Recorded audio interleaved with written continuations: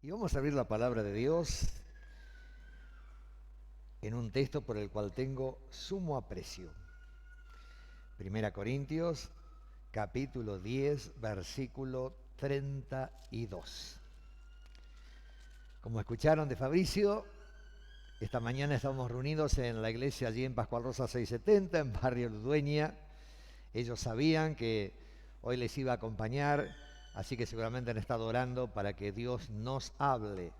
Cuando digo nos hable, me incluyo por supuesto también a mí. Necesito escuchar la voz de Dios, necesito ser edificado, necesito refrescar la sana doctrina, aquello que está en la palabra de Dios, que es lo que nos va a hacer andar con paso firme mientras estamos aquí en la tierra. Este texto es clave para interpretar la Escritura.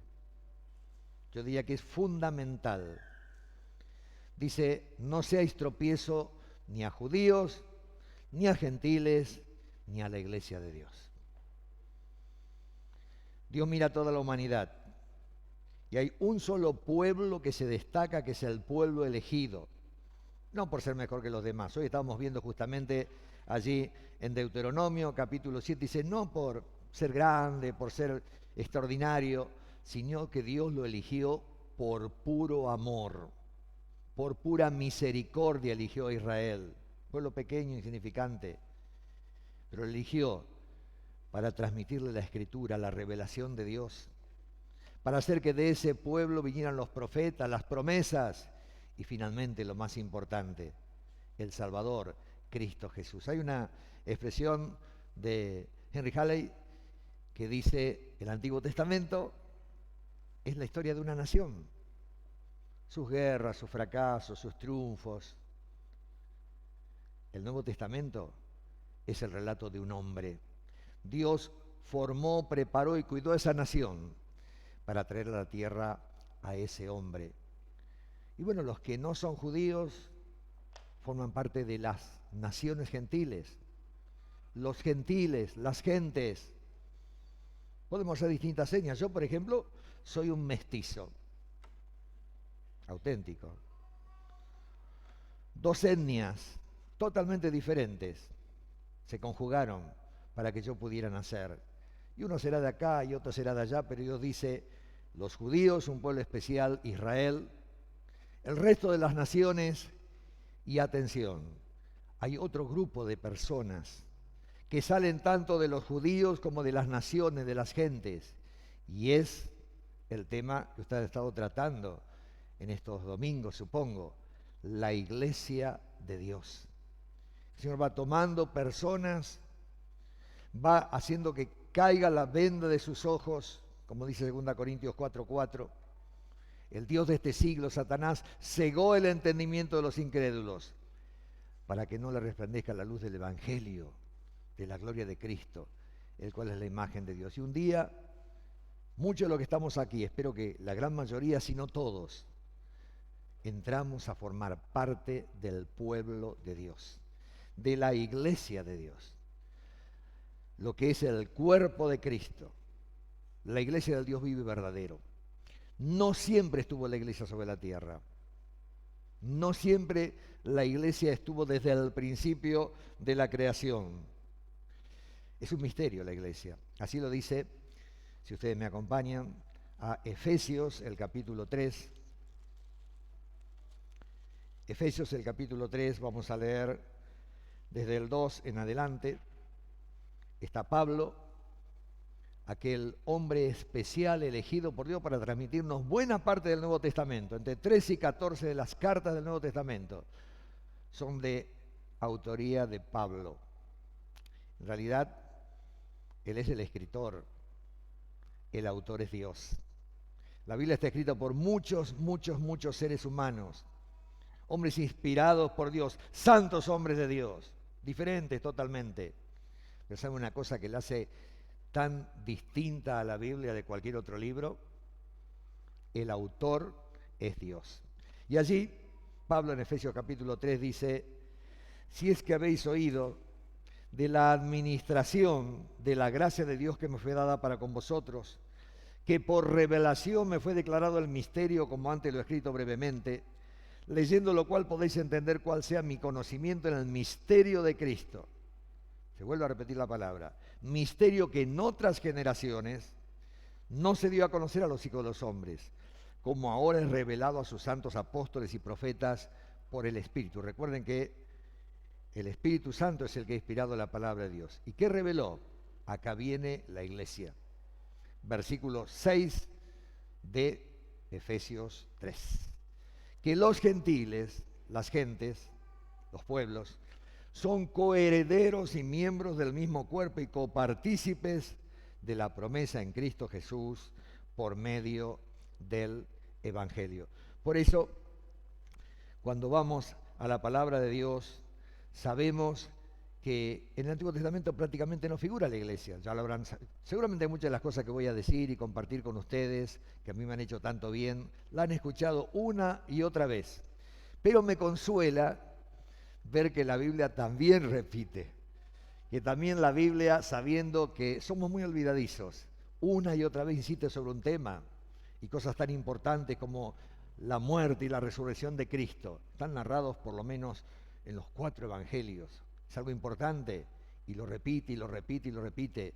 Así que es bueno que nosotros también nos afirmemos en la verdad, recordando cosas que tal vez ya hemos oído en otra ocasión. En el Antiguo Testamento no figura la iglesia. Es un misterio que, como lo acabamos de leer, fue revelado en el Nuevo Testamento. Fue revelado especialmente a través del apóstol Pablo. Y figura, sí figura, pero muy poquito. Hay lo que se llama un intervalo profético, una palabra interesante para reconocer, donde se habla de la primera venida del Señor Jesús, su encarnación, su descenso a esta tierra. Él nace como un niño, me encanta la expresión de Isaías, porque un niño nos es nacido, ¿se acuerdan de Isaías 9:6? Un niño nos es nacido, pero un hijo nos es dado. El Hijo es desde la eternidad, toma forma humana para hacerse semejante a nosotros, para poder representarnos, para poder sustituirnos. Tenía que ser un hombre cabal, completo. Y yo quiero mostrarles algunos textos para que vean esto del intervalo profético. Por ejemplo, Miqueas capítulo 7. Miqueas, es un poco chiquito el libro, así que espero encontrarlo yo también. Capítulo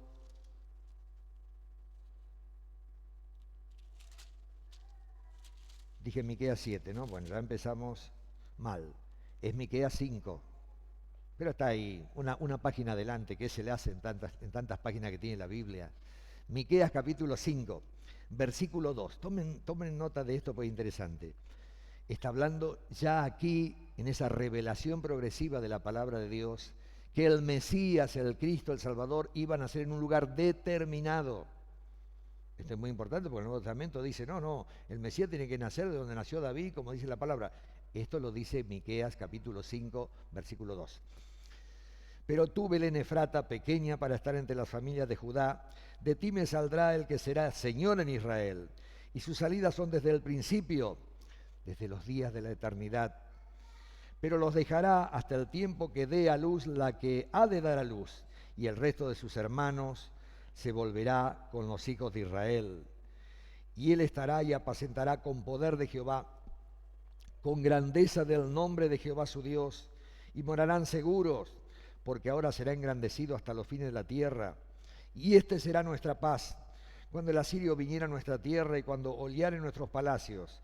Entonces levantaremos contra él 7 pastores principales, 7 pastores y 8 hombres principales, y devastarán la tierra de Asiria a espada, y con sus espadas la tierra de Nimrod, y nos librará del asirio, cuando viniere contra nuestra tierra y oleare nuestros confines. Dirán, qué texto raro, ¿para qué lo citó? Para que vean que de la primera venida del Señor Jesús, en el mismo versículo, en la misma porción, salta automáticamente a la segunda venida. ¿Lo notan? Al tiempo en que el Mesías reina, al tiempo en que el Mesías es poderoso, al tiempo en que el Mesías guarda a su pueblo Israel, lo protege. Eso no pasó en la primera venida. Así que entre esas palabras y lo que viene, hay un intervalo que en ese momento estaba oculto, el misterio del cual habla Pablo, escondido, apenas revelado en el Antiguo Testamento. Fíjense ustedes otro pasaje interesante en Zacarías capítulo 9, muy parecido en cuanto a cómo elude, ignora, deja encubierto el tema de la iglesia. Dijimos Zacarías capítulo 9. Acá también es un conocido pasaje de la entrada del Señor Jesús en Jerusalén, está confirmado por el Espíritu Santo. Cuando el Señor entra en Jerusalén, dice, para que se cumpliese aquello del burrito, del asnito, ¿se acuerdan? Miren ustedes. Alégrate mucho, hija de Sión, da voces de júbilo, hija de Jerusalén. He aquí tu rey, vendrá a ti, justo y salvador, humilde, cabalgando sobre un asno, sobre un polino, hijo de asna. Todo se cumplió al pie de la letra, a rajatabla, textualmente en la primera venida. Es más, todo lo que se refería a la primera venida se cumplió tal cual como estaba escrito. Por eso nosotros, los que creemos en la autoridad de la palabra de Dios, creemos que en la segunda venida también se va a hacer literal todo lo que se dice. El Señor va a venir, va a reinar en Jerusalén en el milenio, al final de los tiempos. Fíjense ustedes lo que sigue a continuación. Sigue la iglesia lo que sigue, lo que tendría que seguir. Vean ustedes el versículo 10. Y de Efraín destruiré los carros, y los caballos de Jerusalén, y los arcos de guerra serán quebrados, y el Mesías, ese que entra en el pollino, hablará paz a las naciones, y su señorío será de mar a mar, y desde el río hasta los fines de la tierra. Esto no pasó para nada en la primera venida, no hace falta ir a un instituto bíblico, ni saber mucha historia. Está la primera venida y la segunda pegados, como si no hubiera nada en el medio. Hace poco estuvimos con algunos hermanos que están acá en la provincia de Córdoba, días atrás nomás. Yo mismo nací entre las montañas, y uno va así y por ahí ve, hermoso, ¿no es cierto?, ver las montañas ya asomándose y uno las ve cerquita, pero por ahí entre una y otra hay un valle tremendo de un montón de kilómetros. Eso es lo que se hace como figura del intervalo profético. El profeta veía y veía el monte de la primera venida y el monte de la segunda venida, pero el valle tremendo en el cual nosotros estamos transitando ahora, el valle de la iglesia, figuraba oculto. No lo veía. ¿Por qué? Porque la Biblia dice que era un misterio. Por eso, para nosotros, la iglesia comienza después de que el Señor es glorificado. Esto es muy importante. Nos va a librar de un montón de errores doctrinales. El Señor en Mateo 16, cuando habla con Pedro y lo felicita, le dice bienaventurado porque Pedro recibe en ese momento la revelación de Dios de que Jesucristo era el Hijo de Dios que había venido al mundo, el Salvador. Dice, sobre esta roca yo voy a edificar mi iglesia. Noten ustedes, supongo que habrá alguno aquí que le guste el magisterio como a mí, que es futuro. La iglesia no estaba cuando el Señor estaba allí con sus discípulos. Era algo futuro. No había venido todavía. Edificaré mi iglesia. La iglesia, para nosotros, de acuerdo a la revelación bíblica, comienza en Pentecostés. Hay un texto fundamental. San Juan capítulo 7, versículos 38 y 39. Este texto también. Pasa que yo me crié en la guerra espiritual, ¿no es cierto? Entonces es importante que manejemos estos textos. Hay gente que todavía está pidiendo el Espíritu Santo, por ejemplo. Algo totalmente ajeno a esta dispensación que estamos viviendo, a estos tiempos que Dios nos permite vivir de la iglesia. Fíjense ustedes, San Juan capítulo 7, versículos 38 y 39.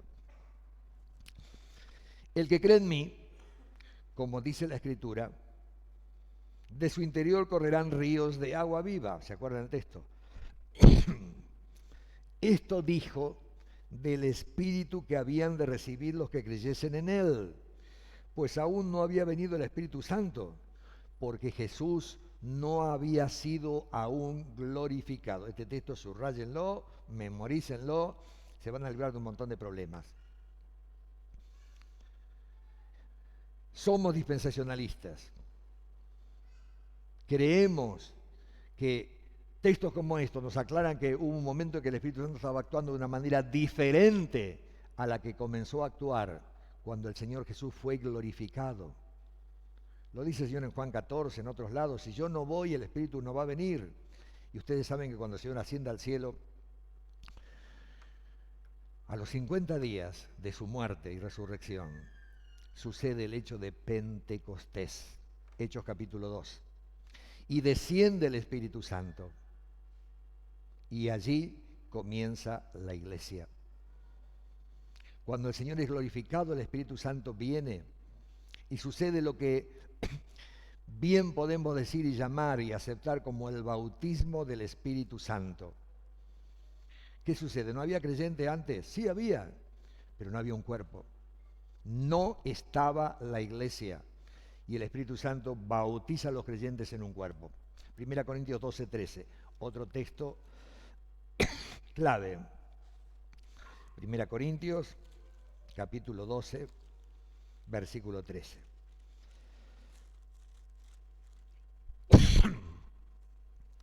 Fíjense, los tiempos son fundamentales, ¿eh?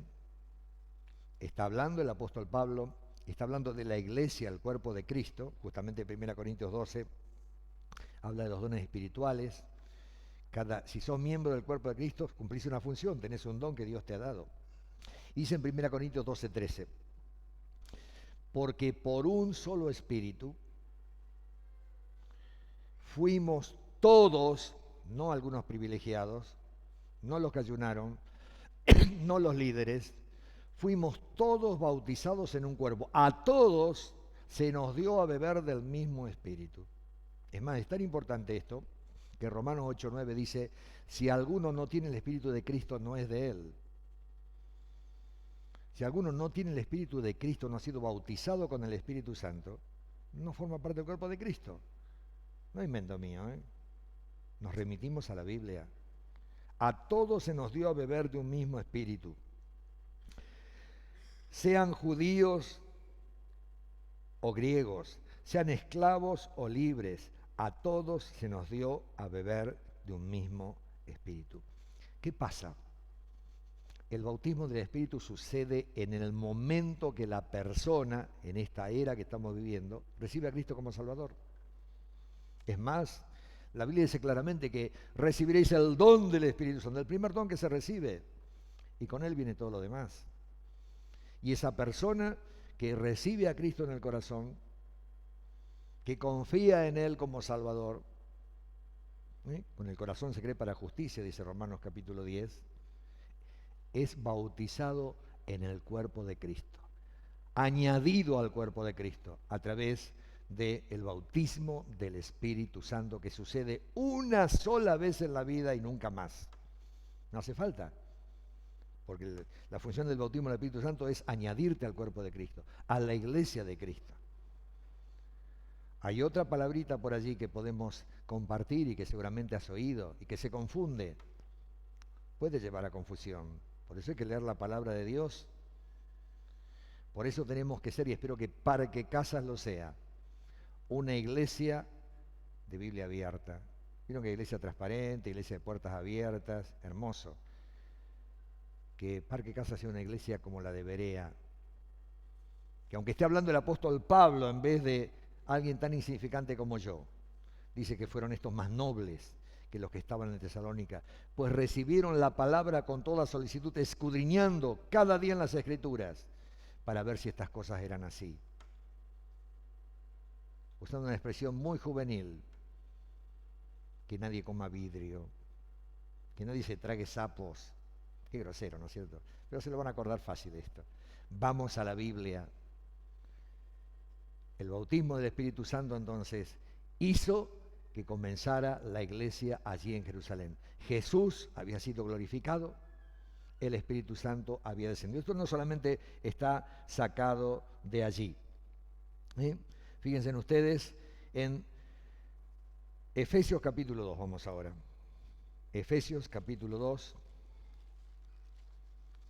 está hablando Y es bueno que hayan prestado atención al texto famoso de 1 Corintios 10:32, porque este pedazo está dirigido a los gentiles, los que no eran judíos.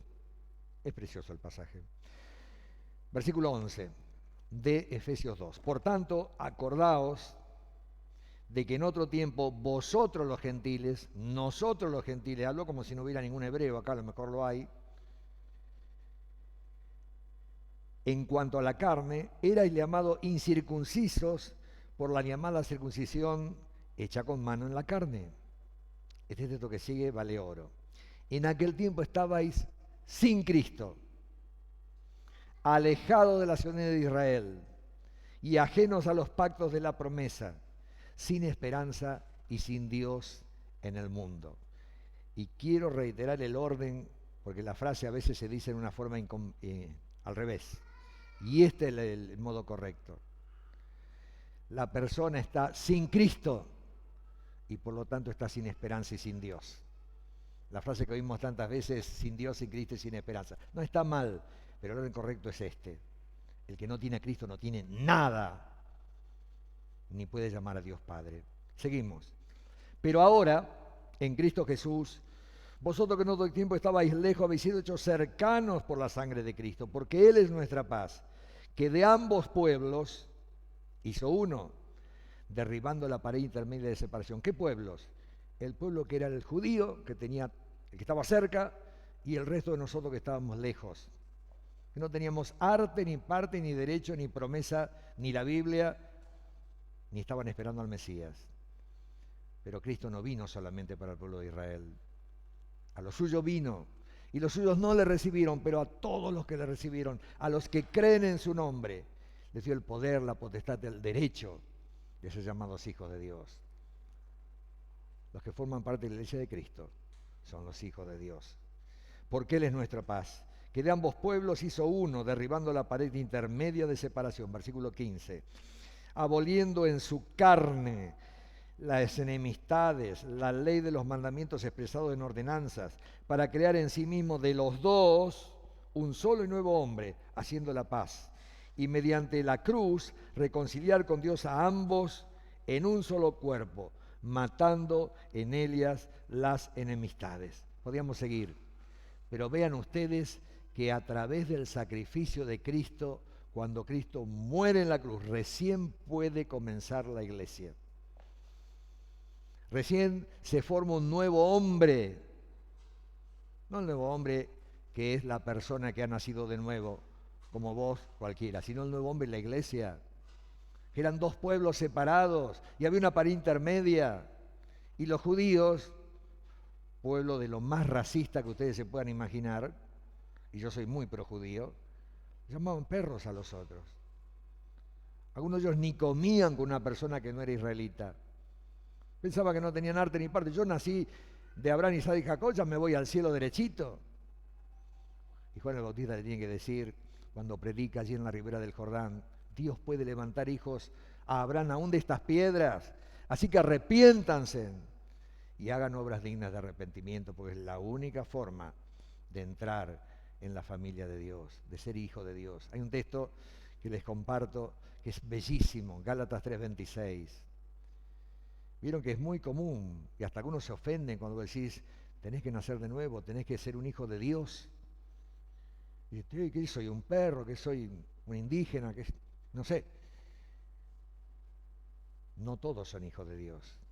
Pero Gálatas 3:26 dice que sí son todos hijos de Dios. Dice así Gálatas 3:26. Pues todos sois hijos de Dios. Aleluya, bueno, era lo que decíamos. No, pará. Sois hijos de Dios, pero por la fe en Cristo Jesús. Y ahí tenemos la puerta por la cual todos nosotros entramos y por la cual puede entrar cualquiera de nuestros amigos, amigas, niño grande que esté aquí, que quiere estar seguro de su salvación. Tiene que poner su fe en el Hijo de Dios. Bueno, Efesios capítulo 4.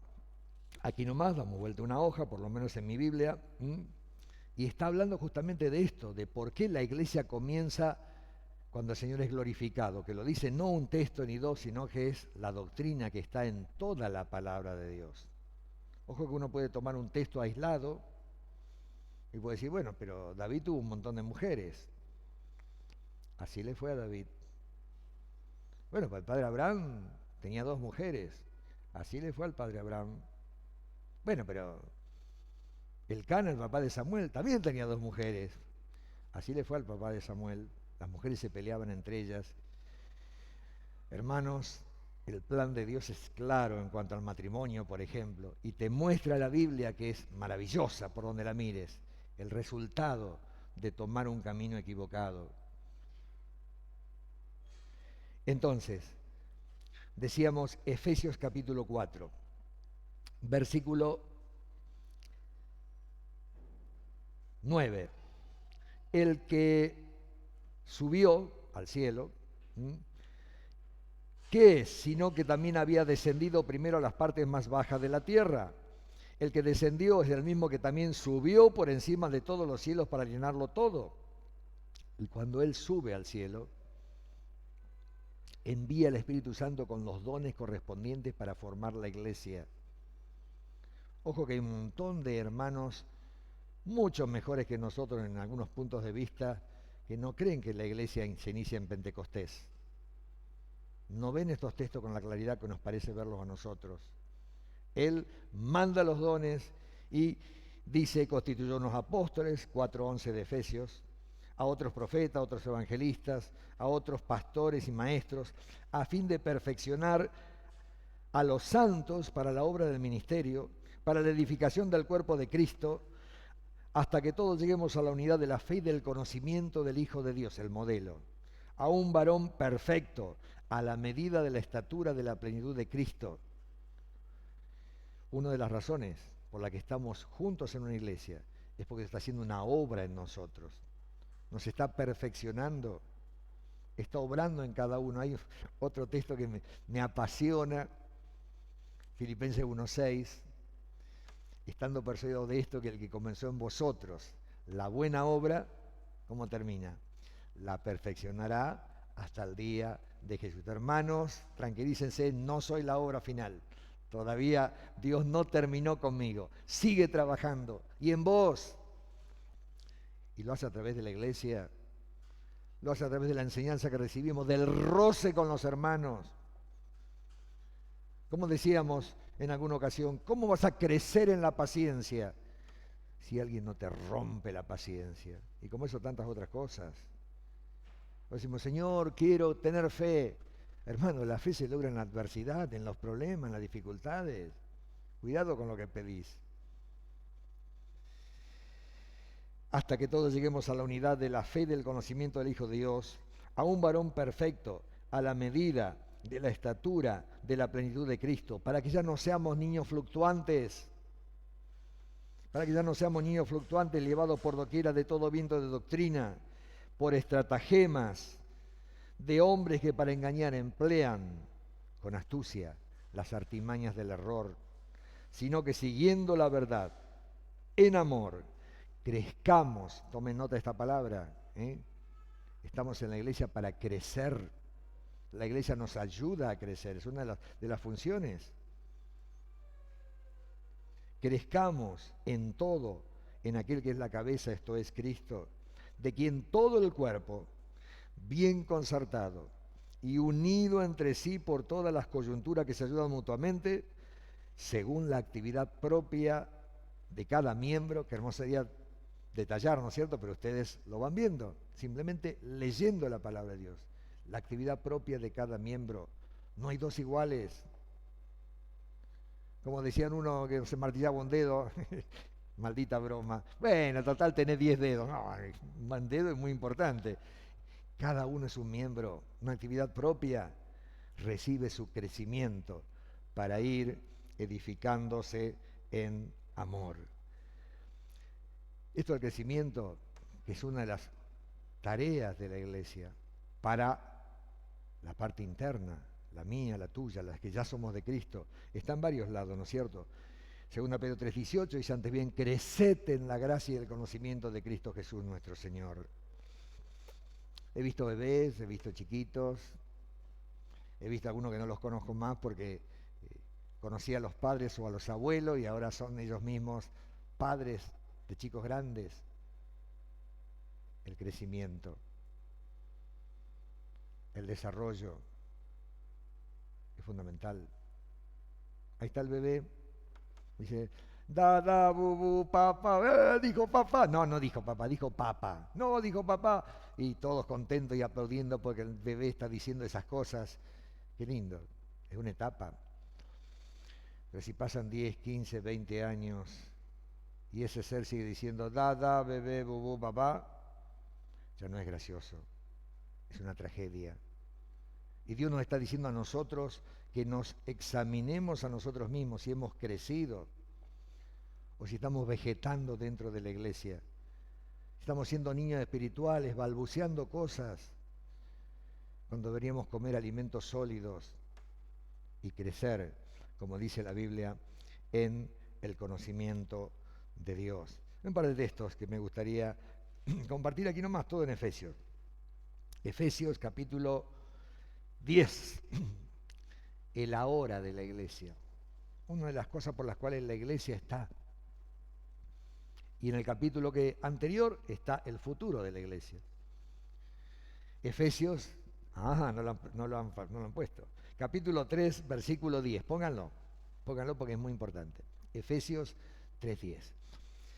Para que la multiforme sabiduría de Dios sea now. ¿Vieron cómo hablo inglés? No te hablan en lengua, es inglés nada más. Ahora, en este momento, sea, fíjense en ustedes lo que dice la palabra de Dios, sea ahora dada a conocer por medio de la iglesia a los principados y potestades en los lugares celestiales. Hermano, esto es de una altura espiritual impresionante. Alguien ha dicho, no es frase mía, por supuesto, que la iglesia es la universidad de los ángeles, donde ellos aprenden y ven la gracia de Dios. Ellos no experimentaron el pecado ni la redención. Yo sí. Sé del pecado un montón, pero también sé de la gracia de Dios que me ha levantado las 7, 8 veces que ha caído, dice la Biblia, 7 veces cae el justo. Y qué hermoso cómo termina el texto, y vuelve a levantarse.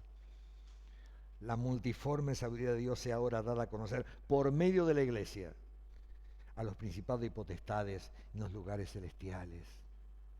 Ahí vemos una persona hundida en el pecado. Alguien que uno lo vería y se cruzaría la vereda de enfrente y Dios lo transforma y Dios lo levanta y Dios lo salva. Porque para eso vino Cristo, para hacer una obra que ningún otro puede hacer, la obra de la salvación. Capítulo 2, versículo 7. Ahora estamos apuntando hacia el futuro, prácticamente hacia la eternidad. Hermoso el texto. Para mostrar en los siglos venideros, Efesios 2:7, las abundantes riquezas de su gracia, en su bondad para con nosotros, en Cristo. Está hablando de la iglesia, ¿eh? Una de las razones por la cual la iglesia está brillando en la eternidad. Hermanos, amigos, yo mismo un montón de veces no me soporto. No me aguanto yo, pobre los que están al lado mío. Y que Dios se haya fijado en mí. Y que Dios me haya puesto en el cuerpo de Cristo, nos haya dado dones y nos permita servirles. Y nos permita glorificarle por toda la eternidad. Eso glorifica a Dios. Para mostrar en los siglos venideros las abundantes riquezas de su gracia en su bondad para con nosotros en Cristo Jesús. Y justamente una de las cosas fundamentales en todo lo que hacemos y en lo que la iglesia hace, y porque la iglesia está en la tierra, es para glorificar a Dios. Es lo primero, es lo fundamental, que Dios sea glorificado. Y esto es un tema bíblico muy importante. O sea, lo que el diablo quiso robarle a Dios es la gloria, el lugar, el puesto. Y Dios dice, yo Jehová, Isaías 42, este es mi nombre y a otro no daré mi gloria, ni mi alabanza a escultura. Y estamos para glorificar a Dios. La iglesia está para glorificar a Dios, para brillar en un mundo de tinieblas, para nadar contracorriente y seguir fiel al Señor, aunque como dice en el Salmo, los montes se trasladen al corazón del mar, se revuelva todo, nosotros confiamos en el Señor. 1 Corintios capítulo 10, versículo 31. El anterior al texto que no se pueden olvidar, si no, no van a poder dormir esta noche. 1 Corintios 10, cuando descubrí este texto, porque yo soy un discípulo, yo estoy aprendiendo, como dice mi estimado amigo José Telmo, cada uno tiene que redescubrir la Biblia, apropiársela, no inventar cosas nuevas, porque no podés inventar cosas nuevas, sería una herejía. Pero cuando vos encontrás un texto y decís, mirá lo que el Señor dice de mí, lo que me ha dado, de lo que me ha librado, lo que me promete, y lo haces tuyo. Yo me acuerdo un texto, uno de mis predilectos, Isaías, y eso lo recibí estando panza arriba en un quirófano. Y no es lo mismo cuando vos estás con los instrumentos y la luz a favor, y el pobre paciente está ahí abajo, a cuando te toca ser paciente a vos y tener una luz que te enceguece y los demás van a trabajar en tu cuerpo. Y ese texto maravilloso de Isaías, que algunos de ustedes lo conocen, porque dice, tú guardarás en completa paz aquel cuyo pensamiento en ti persevera, porque en ti ha confiado.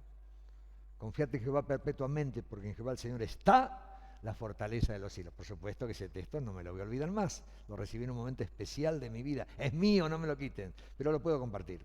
Ustedes también pueden ir a la palabra de Dios y redescubrirlo. Miren este que les decía, 31.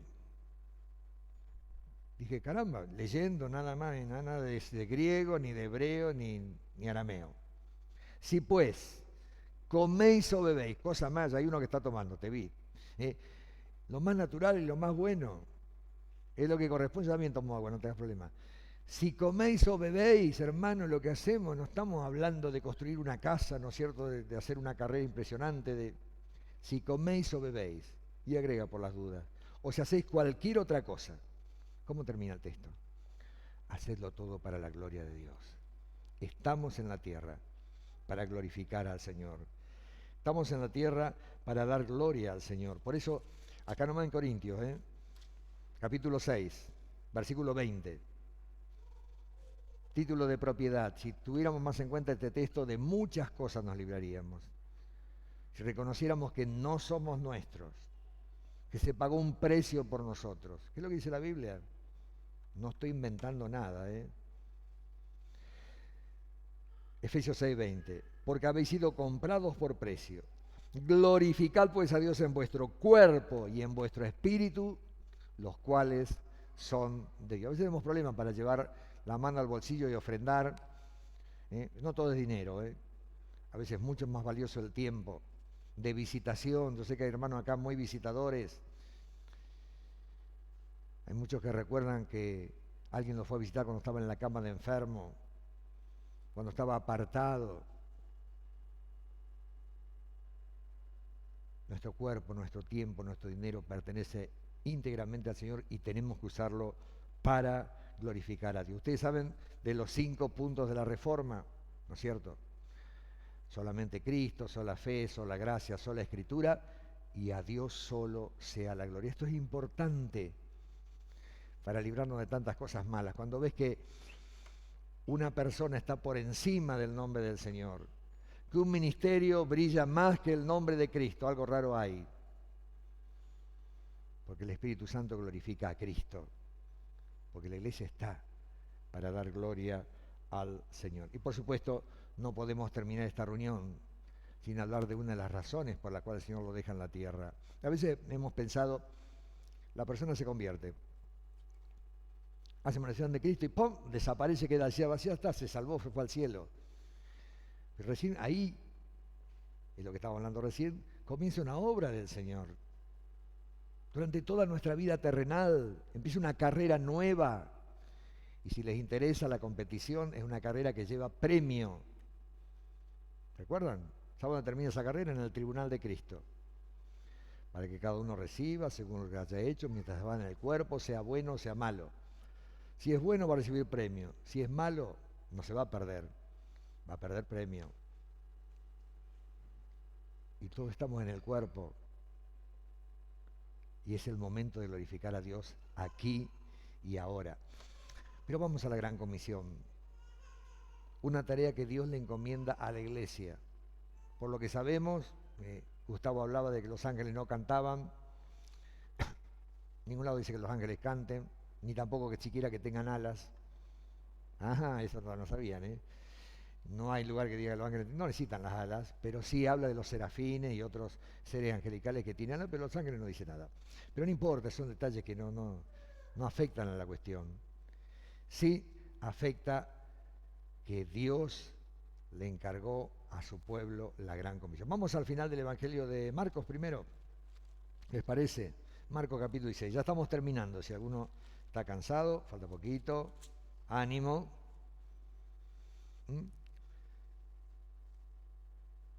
Vamos a leer desde el 14, final del Evangelio de Marcos.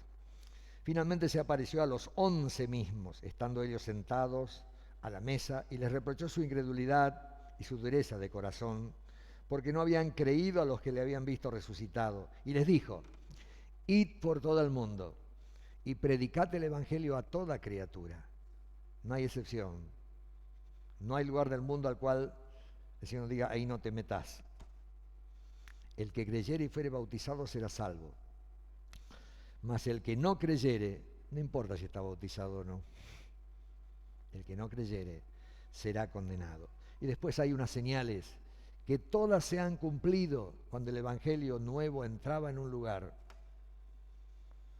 para confirmar con las señales en el momento que era necesario que el Evangelio es el poder de Dios. Predicar el Evangelio de Cristo, el Evangelio puro, de que somos pecadores y Cristo murió por los pecadores. Miren, yo me convertí de pequeño, andaba por los 7 años. Por supuesto, nunca había leído toda la Biblia. Sabía 2 o 3 textos de memoria, de la escuela dominical, pero entendía algunas cosas. Entendía que a veces hacía cosas malas y me tenían que castigar. Entendía que el pecado conlleva un juicio, que yo era un niño pecador y que Cristo había muerto por los pecadores. Es tan sencillo el Evangelio, lo hacemos tan complicado. Arrepentimiento y fe. Si hay alguno acá que tal vez Dios le esté hablando, está pensando: ¿qué puedo hacer para ser salvo? Pon tu confianza en Cristo, el Salvador de los pecadores, el que vino del cielo a la tierra, para que nosotros pudiéramos ir de la tierra al cielo. Mateo, capítulo 28, también el último capítulo, la gran comisión, lo que el Señor le dice a los suyos. Versículo 18, Mateo 28, 18.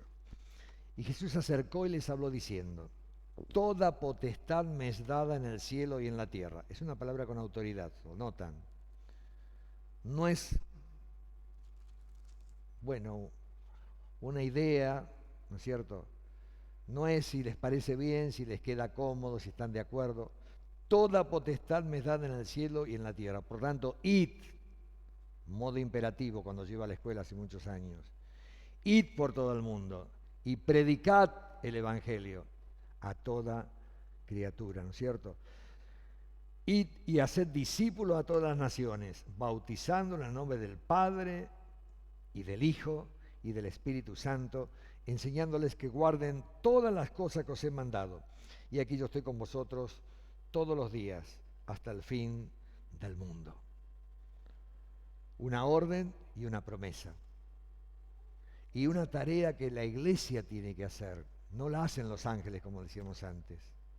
Vos tenés que predicar, anunciar a Cristo y ayudar a que esa persona crezca. Eso es hacer discípulos. Un discípulo es alguien que está aprendiendo. No simplemente que a quien quiere ir al cielo levantan la mano y si fuera mi perro se da vuelta lomo para abajo y levanta las 4 patas así. No es así. Tenés que saber en quién pones la confianza. Hay que enseñarle que si rechazamos a Cristo, solo nos espera la condenación merecida. Hagan discípulos, prediquen el Evangelio. Terminamos con Hechos de los Apóstoles, capítulo 1. Tal vez sea una situación parecida a esa que estuvimos leyendo en el final de Marcos, en el final de Mateo. Están reunidos los discípulos, el Señor está por ir, los va a dejar y dice, yo me tengo que ir, oren, que va a venir el Espíritu Santo. Y los va a bautizar. La promesa del Padre, yo les enviaré el Espíritu Santo. La promesa del Padre y del Hijo. Y bueno, ya hace un montón de preguntas, ¿no es cierto? Acuérdense que estaban saliendo de todas sus ideas hebreas, de cómo tenía que ser el Mesías, de este misterio que era la iglesia, que ellos tenían que aprender también. Acuérdense que Pedro, años después que el Señor se fue al cielo, le costaba juntarse con los gentiles. Y cuando Pedro se junta con los gentiles, en Hechos 10, lo agarran de la oreja los hermanos de Jerusalén y dicen, Pedro, ¿dónde te metiste? Vos un apóstol y te fuiste a comer con los gentiles. Fíjense la mentalidad. ¿Quién cambió esa mentalidad? Dios el Espíritu Santo. No fue idea de ellos. Dios fue transformando y diciendo que el plan de Dios era bendecir a Israel, es cierto, pero bendecir a toda la humanidad. Porque Dios desea que todos los hombres sean salvos y vengan al conocimiento de la verdad. Yo no quiero que el impío se pierda, dice Dios. El Señor llora por Jerusalén. Y si Él es el que lo condenaría a ese infierno, sería muy hipócrita que estuviera orando por ellos y llorando por ellos. Cristo vino al mundo para salvar a los pecadores, a todo aquel que se arrepiente y pone la fe en Él. Versículo 8, para hacerla corta. Pero recibiréis poder. Hechos, capítulo 1, versículo 8. Le está hablando a los suyos, a lo que era la iglesia en miniatura en ese momento. Recuerden que la iglesia fue primariamente hebrea y después empezaron a entrar los que no éramos hebreos. Ahora es mayoritariamente gentil y hay un grupo pequeño de hebreos porque Israel fue puesto aparte por su terquedad, no desechado. Israel no es la iglesia, Dios tiene planes para la iglesia. Lean Romanos 9, 10 y 11 cuando tengan tiempo, y espero que lo tengan pronto. Van a ver que Israel es puesto aparte temporalmente hasta que la plenitud de los gentiles entre, se complete la iglesia, y luego Israel se volverá a Dios, por lo menos una buena parte de ellos. Pero recibiréis poder, Hechos 1:8. Cuando haya venido sobre vosotros, ¿quién? El Espíritu Santo. ¿No había Espíritu Santo antes de la iglesia? Claro que la había. ¿No había gracia en el Antiguo Testamento? Claro que la había. Israel fue elegido por gracia. David fue perdonado por gracia. Y tenemos un montón de ejemplos más. Pero ahora se manifiesta en forma especial. Algunos hablan, ¿no es cierto?, de la dispensación de la ley. ¿Esta dispensación cómo la llaman? La de la gracia. Pero siempre hubo gracia. La dispensación de la iglesia sería un buen nombre, porque en el momento en que se empieza a formar la iglesia. La dispensación del Espíritu Santo también, porque es el vicario de Cristo que vino a reemplazar la presencia de Cristo acá en la tierra. ¿Le suena la palabra vicario de Cristo? ¿Le suena la palabra sumo pontífice? ¿Le suena la palabra Padre Santo? Bueno, todo eso es atribuido a la deidad, al Padre, al Hijo y al Espíritu Santo. Si hay alguien que lo esté usando, problema de él. Lo lamento por él. Pero recibiréis poder cuando haya venido el Espíritu Santo y me seréis testigos en Jerusalén, en Judea, en Samaria y hasta lo último de la tierra. Hermanos, no todos podemos tocar los instrumentos como lo han hecho los hermanos aquí. Podría contar algunos chistes, pero no en el momento. No todos podemos escribir libros que se vendan por miles. No todos podemos hablarle a multitudes por radio, por televisión. A mí me emocionó cuando estaba en la cancha de Central y vino Franklin Graham y había 50.000, nunca en mi vida había visto 50.000 personas codeándose conmigo, escuchando la palabra de Dios. Qué privilegio, ¿no es cierto? No es para todos el poder hacer eso. No todos vamos a ser misioneros. Pero ¿saben una cosa? Y presten atención porque estamos terminando. Sí, todos podemos y tenemos que ser testigos. Testigos. Antes yo era ciego, ahora veo. Antes yo tenía un temor pavoroso a la muerte, y hablo a título personal. Y ahora descanso tranquilo sabiendo que si cierro los ojos aquí, no los abro en esta tierra, los abro en la presencia de Dios. Que si me ausento del cuerpo, estoy presente al Señor, y eso me lo dio Cristo, la salvación. Y yo puedo dar testimonio de eso a quienes todavía están viviendo en las tinieblas. Todos podemos ser testigos. Decirles simplemente lo que dice la palabra de Dios, que Cristo Jesús vino al mundo para salvar a los pecadores, que de tal manera amó Dios al mundo que ha dado a su Hijo unigénito para que todo aquel que en Él cree no se pierda, mas tenga vida eterna. Y donde dice todo aquel, y donde dice mundo, podemos poner tu nombre y el mío. Yo lo puse el mío. Por eso estoy acá ahora hablando y contándole a otros lo que Cristo hizo en mi vida, lo que está haciendo en mi vida y el futuro de gloria que nos espera. Porque Cristo un día comenzó a edificar su iglesia.